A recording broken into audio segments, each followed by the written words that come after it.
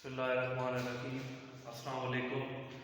आज चैप्टर 7 के जो लास्ट टॉपिक्स हैं, दो तीन टॉपिक्स जो इम्पोर्टेंट मेन टॉपिक्स हैं, इंशाल्लाह करके चैप्टर नंबर 7 हमारा आज ख़त्म हो जाएगा। तो स्टार्ट लेते हैं प्लग एंड प्ले। इसका थोड़ा सा इंट्रोडक्शन मैंने लास्ट लेक्चर में दिया था, प्लग एंड प्ले। तो यहाँ पर मजीद इसको मैं एक्सप्लेन कर रहा हूँ और ये बड़ा इंपॉर्टेंट समझ लें। एक शॉर्ट क्वेश्चन है, what is plug and play.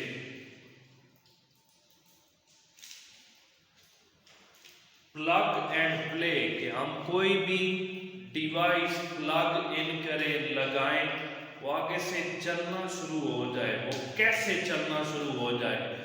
Window के कुछ स्टार्टिंग ऐसे वर्जन थे, विंडो 98 फॉर एग्जांपल हम ले लेते हैं। उसके साथ ये जो फ्लैश है, यूएसबी जैसे आप कहते हैं, वो अगर हम साथ लगाते तो उसका ड्राइवर इंस्टॉल करना पड़ता।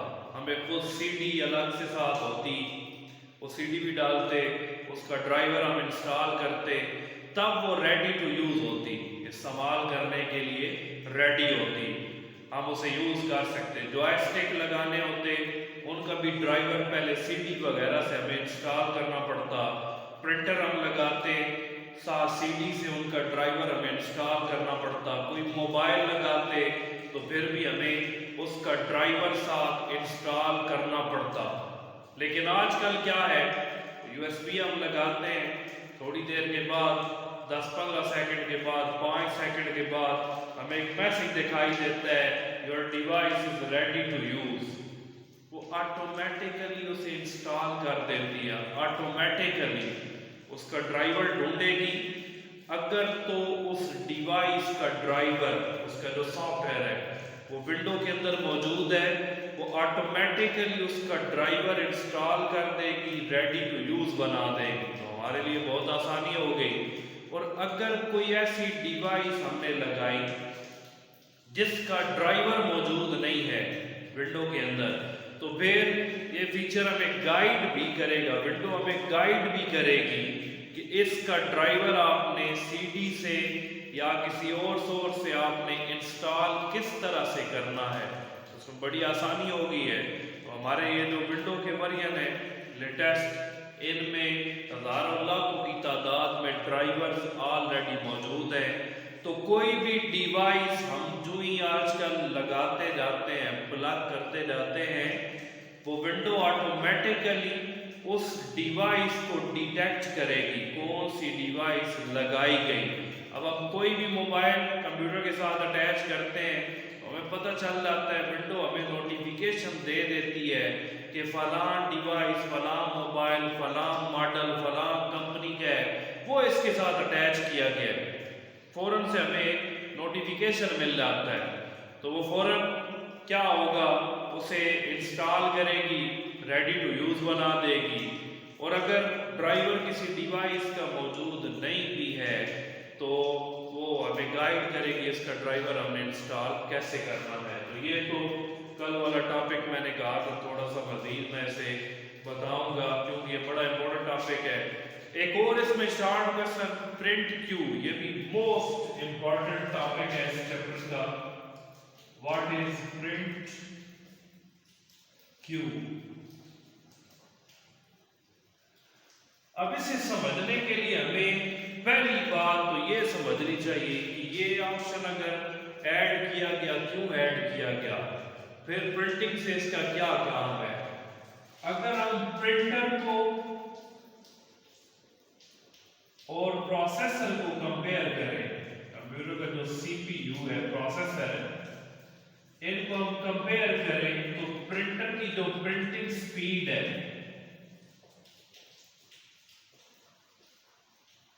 वो बहुत स्लो है, और प्रोसेसर की जो स्पीड है, प्रोसेसिंग स्पीड है, प्रोसेसिंग करने की जो स्पीड है वो बहुत तेज है।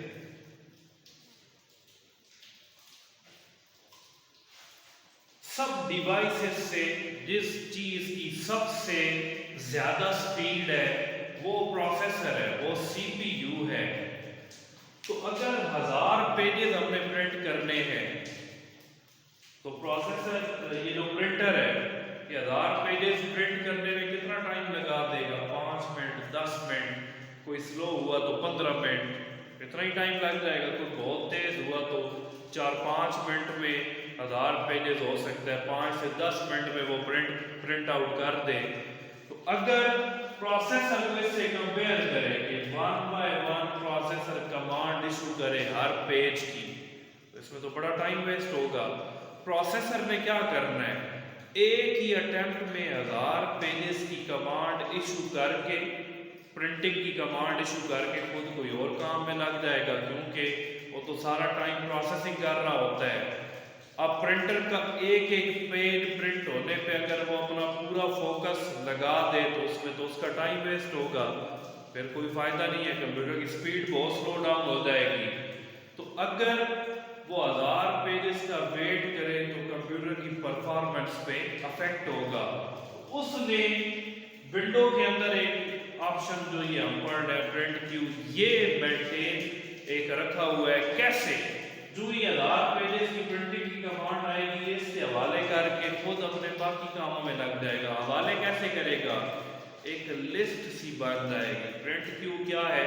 एक लिस्ट है जिसके अंदर डॉक्यूमेंट्स की एक लिस्ट है, जिसके अंदर तमाम डॉक्यूमेंट्स वो सारे आएंगे 1 बाय 1 तरतीब से, जो वेटिंग फॉर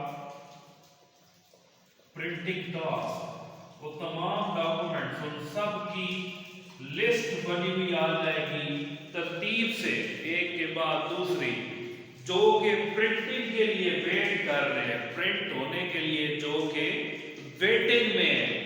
अब प्रिंटर ने पहला प्रिंट निकाला, मसलन 10 प्रिंटिंग की कमांड्स आएंगे, 10 पेज प्रिंट करने हैं, 3, 4, 5, 6, 10 तक। अब प्रिंटर ये जो प्रिंट क्यू है इसके अंदर इन 10 पेजेस की, 10 डॉक्यूमेंट्स की लिस्ट बनी हुई आ जाएगी, और ये 1 बाय 1 एक एक डॉक्यूमेंट प्रिंटर की तरफ भेजकर उससे प्रिंटिंग करवाता रहेगा। कैसे? पहले डॉक्यूमेंट बन गया तरतीब से, ये प्रिंट क्यू से खत्म हो जाएगा। जब इसका प्रिंट निकल आया तो ये जो प्रिंट क्यू बना हुआ है, ये जो लिस्ट बनी हुई है, इससे डॉक्यूमेंट 1 खत्म हो जाएगा। फिर नेक्स्ट डॉक्यूमेंट 2 ये प्रिंटर की तरफ जाएगा, फिर 3, फिर 4, फिर एंड में 10 एंड सो ऑन। इसी तरतीब से वो डॉक्यूमेंट्स को भेजा जाएगा। यही वजह है कि हम इकट्ठी प्रिंटिंग की कमांड इशू कर दें तो मुख्तलिफ डॉक्यूमेंट्स का जो डाटा है वो आपस में प्रिंटिंग के अंदर मिक्सअप नहीं होता। क्यों? प्रिंट क्यू मेंटेन हुआ है। प्रिंट क्यू में जिस तरतीब से कमांड्स आएंगी प्रिंटिंग के लिए, उसी तरतीब से 1 बाय 1 उन्हें प्रिंटर की तरफ भेजता जाएगा, और 1 बाय 1 वो एक एक डॉक्यूमेंट पेज जो है वो प्रिंट होता जाएगा। तो यहां से हम प्रिंटिंग पास भी कर सकते हैं। 1000 या 100 डॉक्यूमेंट्स को मैं प्रिंट कर रहा हूँ, थोड़ा टाइम प्रिंटर का कोई इशू है या पेज डालना है, पेज खत्म हो गया, तो मैं प्रिंटिंग को यहाँ से पास भी कर सकता हूँ, स्टॉप भी कर सकता हूँ। परमानेंट बेसिस पे प्रिंटिंग का जो पूरा प्रोसीजर है वो रोक सकता हूँ, या जो प्रिंटिंग मैंने पास की हुई थी, प्रिंटिंग का टास्क, उसे रीस्टार्ट भी कर सकता हूँ।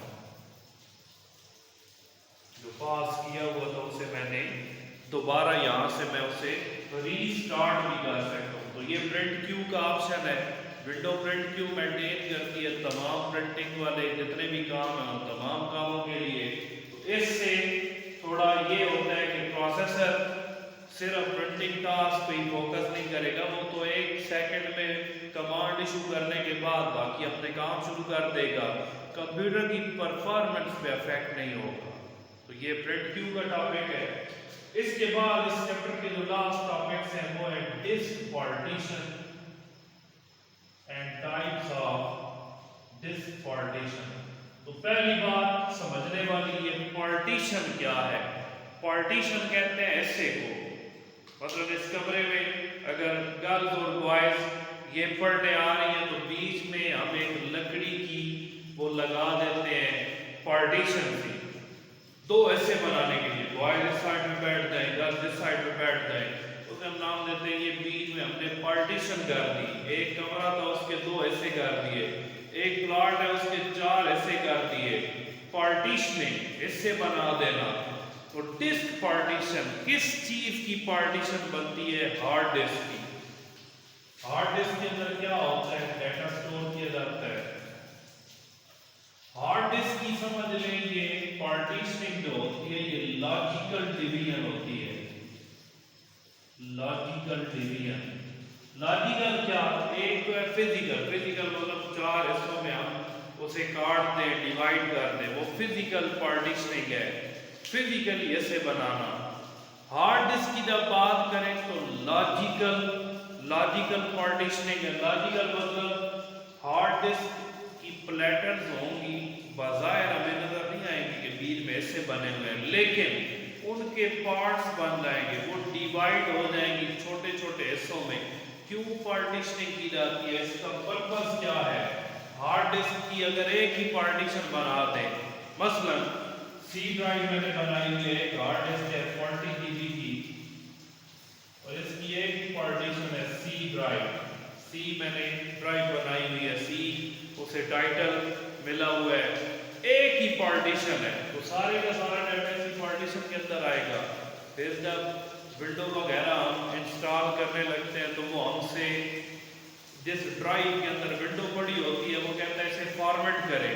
हम फॉर्मेट करेंगे तो हमारा विंडो से हटकर बाकी जो डाटा होगा इंपॉर्टेंट, फॉर्मेट करने से तो वो भी ज़ाया हो जाएगा। तो पार्टीशन करने का मकसद क्या है? टू यूज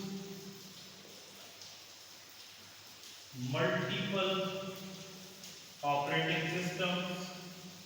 एक तो मकसद ये है कि अगर हमने दो ऑपरेटिंग सिस्टम यूज करने हैं, मसलन एक लिनक्स और एक विंडो, तो फिर वो एक ही पार्टीशन के अंदर दो अलग अलग ऑपरेटिंग सिस्टम हम नहीं रख सकते। उसके लिए दो अलग अलग पार्टीशन ऐसे होंगे तो तब हम मल्टीपल ऑपरेटिंग सिस्टम उनमें दो अलग अलग कर सकते हैं। टू ऑर्गेनाइज डाटा,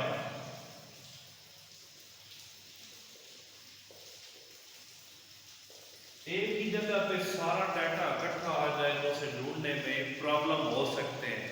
तो मैंने अगर चार ड्राइव्स बनाई हुई है सी डी ई एफ, सी में सिर्फ मैं सॉफ्टवेयर रख दूँ, सी के अंदर सिर्फ सॉफ्टवेयर रख दूँ, डी ड्राइव में ऑडियो डाटा रख दूँ, ई में वीडियो रख लूँ और एफ के अंदर मैं गेम्स वगैरह रख लूँ। इससे क्या होगा? मुझे पता होगा कि फला अगर डाटा मुझे ऑडियो डाटा चाहिए तो मैं किस ड्राइव में जाऊंगा, फिर उसके अंदर मजीद फोल्डर वगैरह बने हुए होंगे। तो डाटा जो हार्ड डिस्क के अंदर होगा उसे ऑर्गेनाइज करने के लिए भी एक तरह की डाटा की मैनेजमेंट की टेक्निक है, ऑर्गेनाइज करने के लिए, ताकि आसानी से हमें वो डाटा मिल जाए। हम डिस्क की पार्टीशनिंग करते हैं, तो ये इसका पर्पस है। इसकी दो टाइप्स हैं, एक प्राइमरी पार्टीशन और एक extended partition. Types primary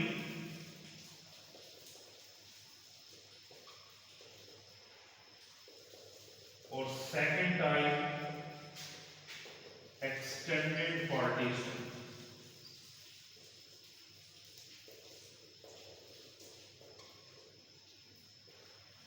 primary partition क्या है? जिसे हम सिस्टम पार्टीशन भी कहते हैं।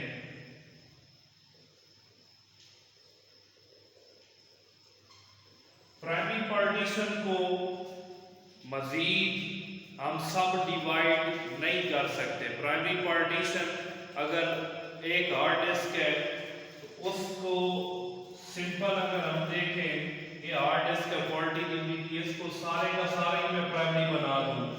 अगर एक्सटेंडेड नहीं बनाना चाह रहा, पूरी की पूरी हार्ड डिस्क की प्राइमरी पार्टीशन बन जाए और कुछ पार्ट, मतलब इतना पार्ट ये वाला जो है ये प्राइमरी बना दूं, बाकी एक्सटेंडेड हो जाए, ये वाला प्राइमरी बन जाएगा, बाकी extended. Primary partition maximum primary partitions 4 बनाई जा सकती है। एक हार्ड डिस्क पे मैक्सिमम जो प्राइमरी पार्टीशंस बन सकती हैं वो 4 बन सकती हैं और ये मजीद सब डिवाइड नहीं होती। प्राइमरी पार्टीशन एक हार्ड डिस्क पे मैक्सिमम 4 बना सकते हैं और जो जो प्राइमरी पार्टीशन बनेगी वो सब डिवाइड नहीं हो सकती।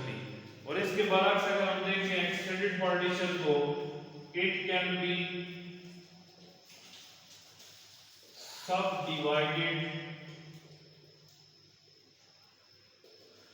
Into logical drives. इसको मजीद लॉजिकल ड्राइव्स के अंदर हम सब डिवाइड कर सकते हैं। तो अगर हार्ड डिस्क का ये हिस्सा हम कहें कि ये प्राइमरी है, तो बाकी ये जो रिमेनिंग पोर्शन होगा जिसको मैं हाईलाइट कर रहा हूं, हम कहेंगे ये एक्सटेंडेड पार्टीशन होगा। तो जो प्राइमरी पार्टीशन बन गया वो फिर मजीद डिवाइड नहीं हो सकता, लेकिन ये जो एक्सटेंडेड पार्टीशन का पोर्शन है इसकी मजीद हम लॉजिकल ड्राइव्स बना सकते हैं। तो ये हमारा चैप्टर नंबर 7 उसके लास्ट टॉपिक्स हैं। इसके बाद भी लिखे हुए हैं multi processing, multi user, single user, वो ऑलरेडी चैप्टर के स्टार्ट में मैं वो वाले टॉपिक्स करा चुका हूँ। तो नेक्स्ट इंशाल्लाह चैप्टर नंबर 2 में स्टार्ट कराऊंगा। चैप्टर नंबर 2 जो हमारा 1 के बाद मैंने 3 कराया था, 2 स्किप हो गया था, 2 थोड़ा लेंथी चैप्टर है। तो तब तो यही उम्मीद थी कि कुछ दिनों के बाद कॉलेज की क्लासेस दोबारा स्टार्ट हो जाएंगी, लेकिन वो जैसे जैसे टाइम गुजरता गया उनका वो पेंडिंग चला आता गया। तो कल से इंशाल्लाह चैप्टर नंबर 2 में स्टार्ट कराऊंगा। इसके आपने MCQs वगैरह जो एंड पे दिए हुए वो लाजमी रीड कर लेने हैं। Thank you so much.